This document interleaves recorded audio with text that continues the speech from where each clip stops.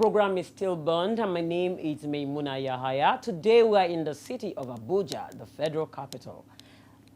We're looking at a couple that has been together for 25 years. Some of us see marriage as a very Herculean task, but this is a union that you need to learn one or two things from. But before then, let's quickly go to our Chant Square and see what they have for us today.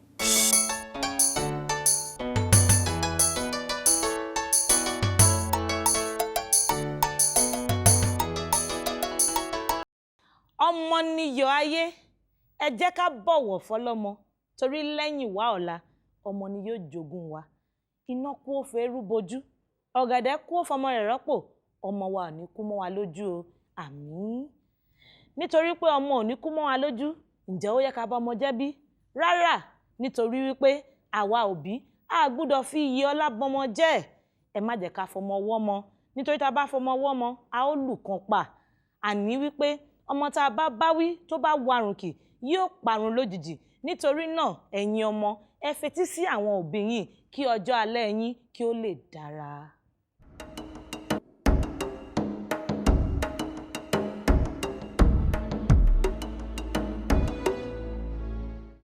Amazing. Don't you love that? Simply beautiful. Let's meet our guest for the day.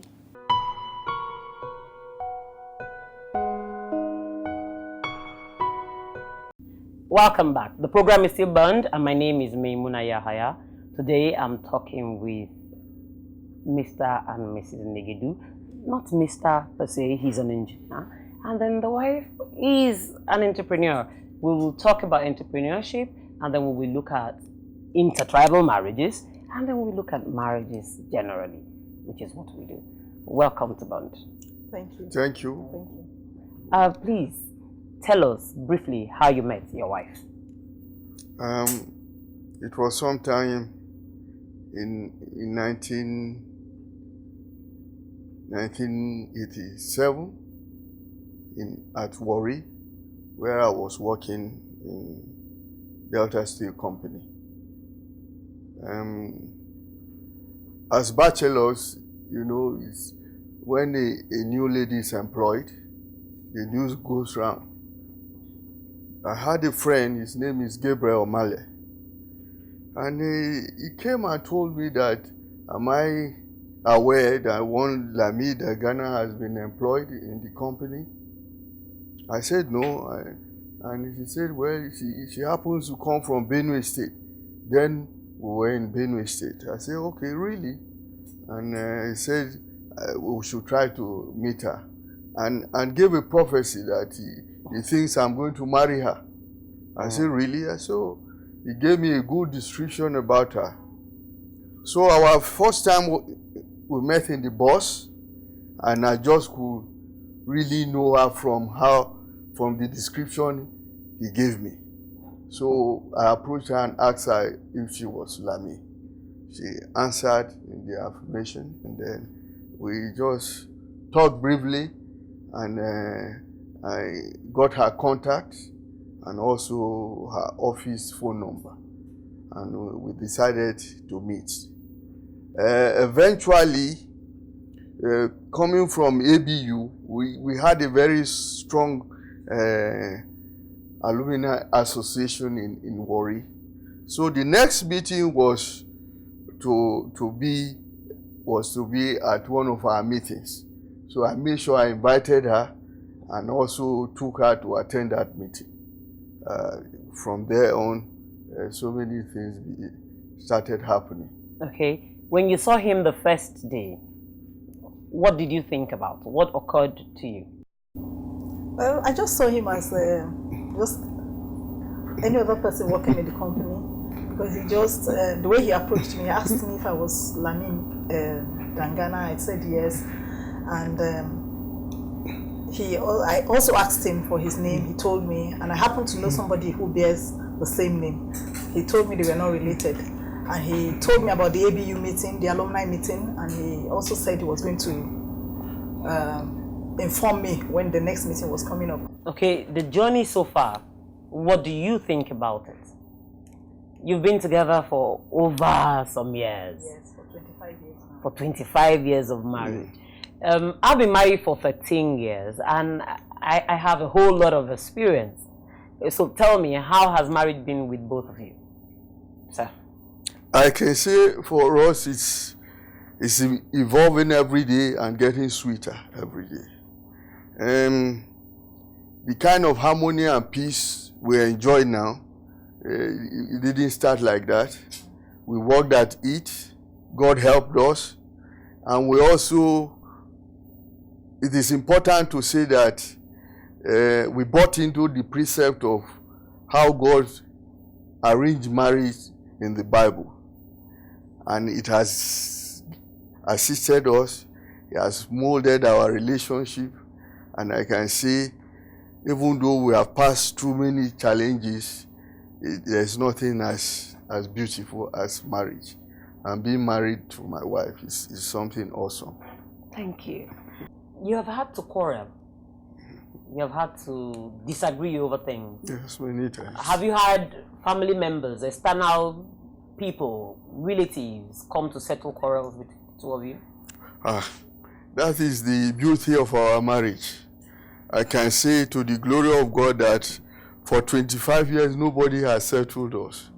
Nobody has been in between our marriage, friends, pastors, relation, none. Parents, none have been involved in settling our problem. God has helped us to sort out our problem, and that is why I can say it's fantastic. I know that it's not easy to come by, but we have that testimony.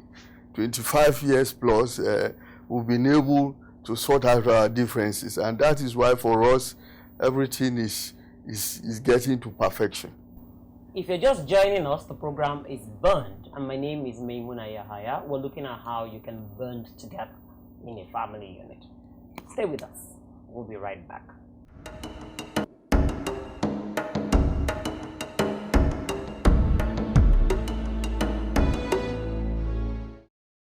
Welcome back. We're still in Abuja. We're talking with engineer Lucas and Lami, his beautiful wife here. They've been married for 25 years. We're looking at bonding, still bonding in Abuja. I want to know how the two of you came to the conclusion that you will work from home. How did that happen? It didn't cross my mind that I will be working from home. But after I left my work in the bank, I knew that I was going to go into consultancy. And in consultancy, you will not need a crowd to come into your office. You just need one or two rooms that you can operate from and meet your clients. And I found that, well, since I have that kind of space, there was no need to pay so much for that kind of space in the open market. I decided to use it. And I also knew that for me it's going to be a great combination working. In most of the things she does, I give her a lot of technical advice. And she values it a lot because cake making requires a little bit of engineering, let me put it that way, because there's configurations and you need to know how to cut, how to slice, and if you do it in an appropriate way, your cake configuration will come out very well. And also you need to level. So all this gives you will be better if you have some engineering background. So I offered my services free of charge. Free of charge. And of course I knew that my lunch was guaranteed. I was one of the chief testers. So I would also like to add to that. Okay. Initially, when I started, I'll make a cake and it will really look beautiful, and people will come, this is beautiful. My husband will come and look at it and tell me that it's bent. So this thing is not straight. I'll say, but everybody has said it's beautiful. Why are you complaining? He said, but this thing is not straight. And my first daughter too, she has a very good eye. She will just come and look at it and tell me, but mommy, this thing is really tilted. And I didn't find it funny initially, but I discovered that the advice he was giving to me was helping me to get better as I progressed in cake making. And it has really been very helpful to me. He has been of great and tremendous help to me in this cake business. How do you unwind as a family? if you must do something together as a family, what is it you would want to do, or what is it you do? Well, as a family, once in a while, when the kids are around, we go to Abuja Park. There, everybody participates in their own kind of sport that they want. My wife, she likes only to trek and to pace around. But if there is a partner for badminton, I would like to. And our children, they like skating a lot, and then they move around, and then they play basketball if that opportunity provides itself.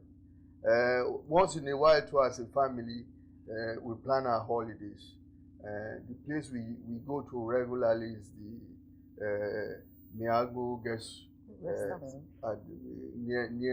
near Jos.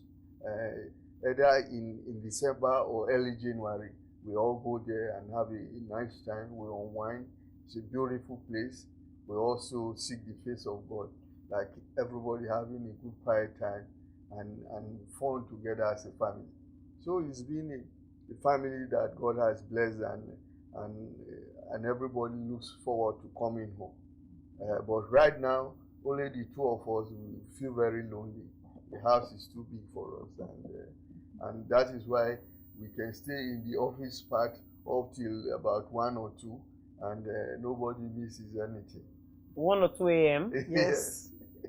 You will stay in the office Yes. at 1 a.m. Making cake and No, most of the time I consulting? do a lot of browsing. Oh, okay. Yes. Yes. While he's doing his work.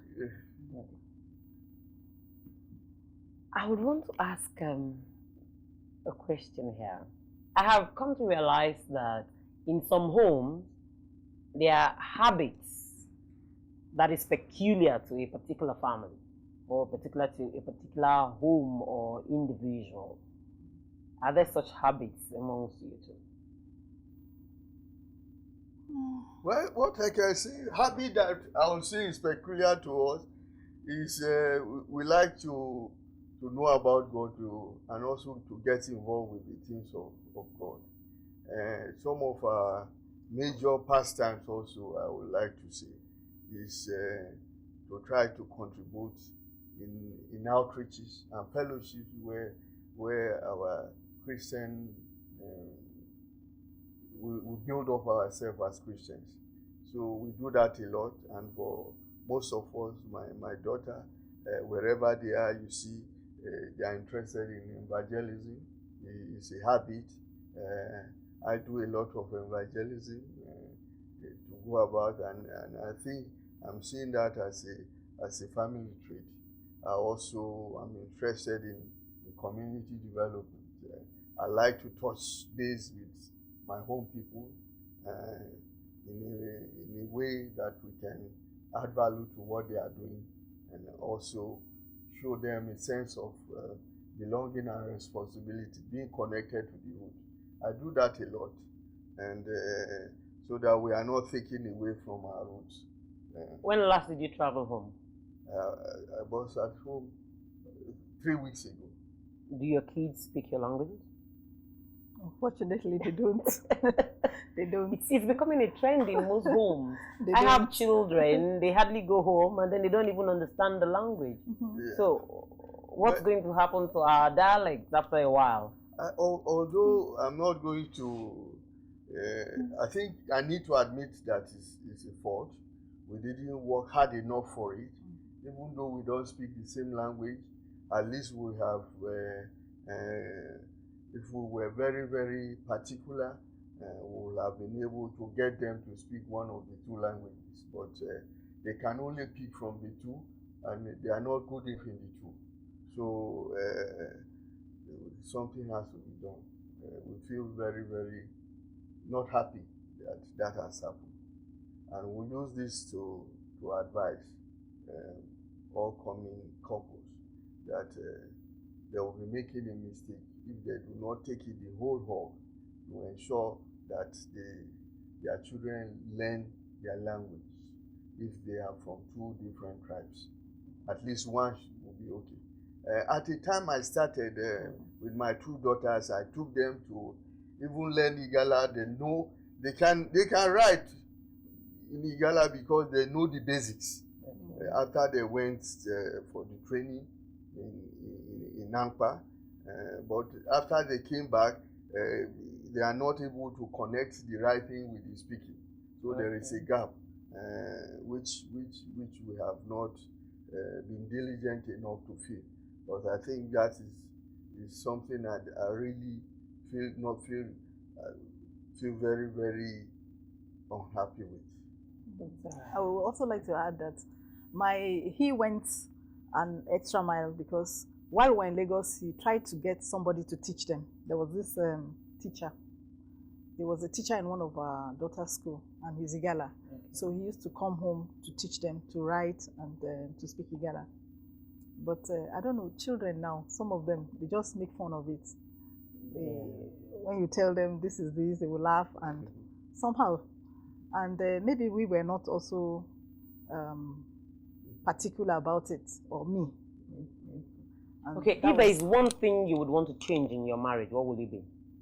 In 25 years, you look back and say, we've come this far, it's beautiful, it's wonderful, but one thing you want to change, what is that?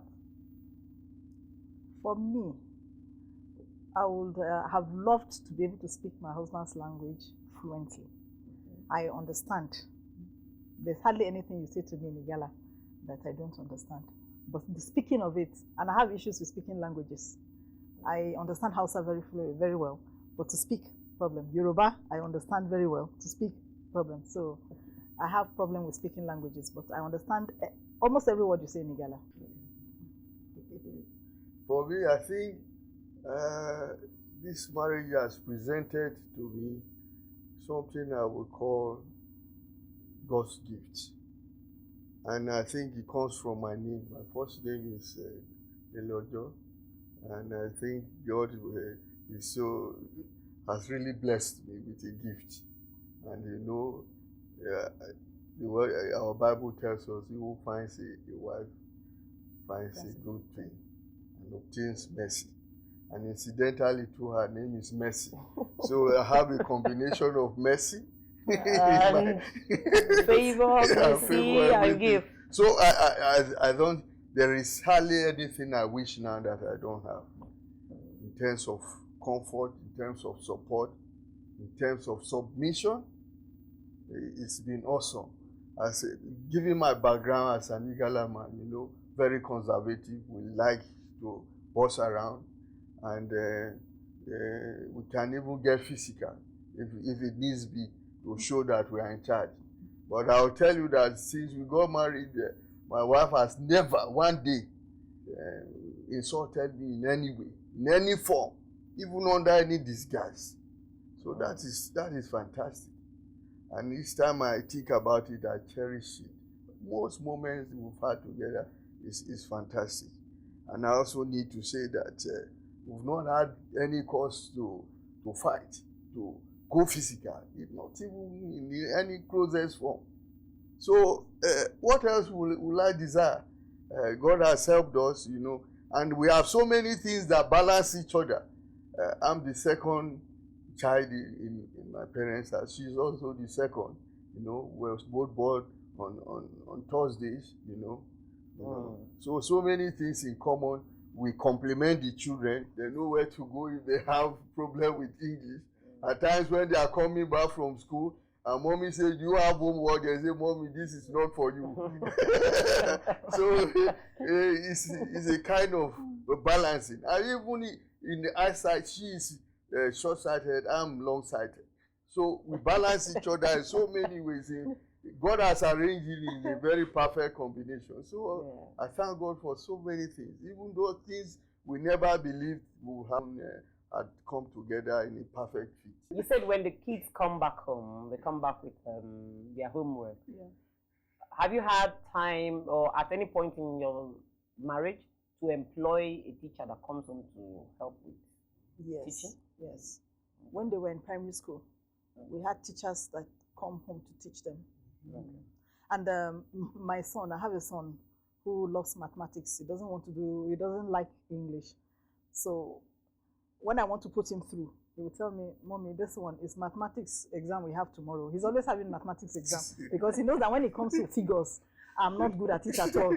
So just to discourage me, say it's mathematics. Exactly. Or do you want to teach me? And he knows, of course, I cannot. So that's good. Okay, before we leave, if you have one word to say to those out there who are married and are struggling to keep their marriages, what do you have to say to them? One, they should take their marriage to God. And they should purpose in their hearts to make their marriage work. Whatever you purpose in your heart, God will hear you and will answer you. And then they need to communicate effectively with their spouses and ensure that there is a barrier between them and anybody, because they have the capacity to solve all problems within themselves. And if they can keep to this, I'm sure they will be able to handle all the challenges of marriage and come out of it very, very well, just knowing that it will get better day and day. If you have one word to say to people out there who are struggling with their marriages, what would you say? Well, I would like to advise the women to be submissive. Because you find that when a woman is not submissive, there's no way she can get the cooperation of her husband. The women should try as much as possible to be very submissive to their husband.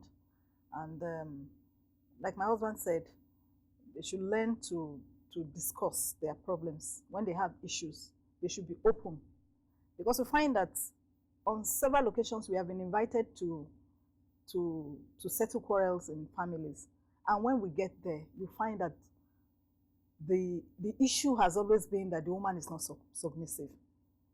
And when a woman is not submissive, the husband will want to prove that he's the head of the home. And that's how the problem will never be settled. So if women are submissive, it goes a long way in helping matters. What if you're submissive and the man just wants to be a man? Because in the African setting, the men are meant to be worshipped or revered. What if the man wants to remain egoistic? Well, what do you do? I think even committing it to God too is very important. The Bible says that the heart of a man or the heart of a king is in the hands of God. There is no matter how hard-hearted a man is, if you keep praying to God and you are submissive to him and he sees that you are doing it genuinely, not grudgingly, after a while, I think that man will realize that what you are doing is from your heart, and it will really bring him down. I don't believe that when a woman is submissive to a man continuously, it's not that you do it, after a while you become rude again, you go back to your old self and all that. I don't think the man will continue in the same egoistic way. Love can conquer your enemy. When you are submissive and you show love, anybody will submit to love. Any rational human being will submit to love. And if you are not rational in that sense, the only person that can solve your problem is God.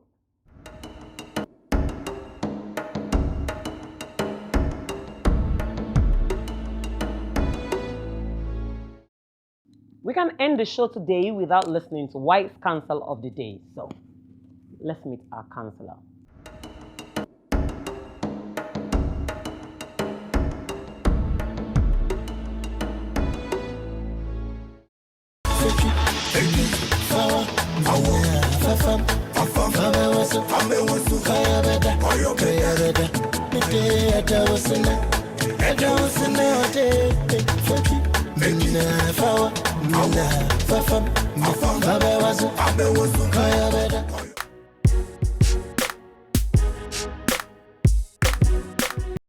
I would like to advise women that they should get themselves trained in any trade of their choice.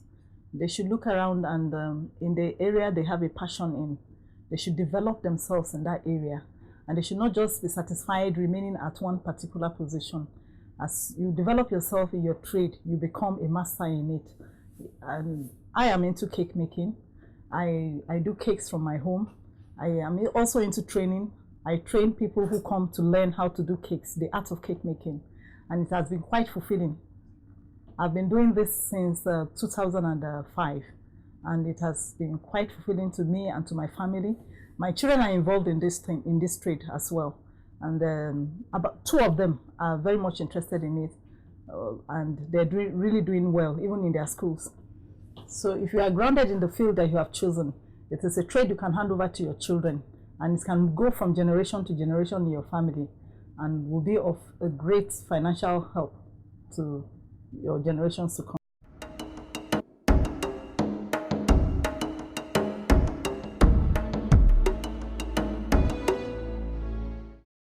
The program is being burned, and we've been talking about marriages.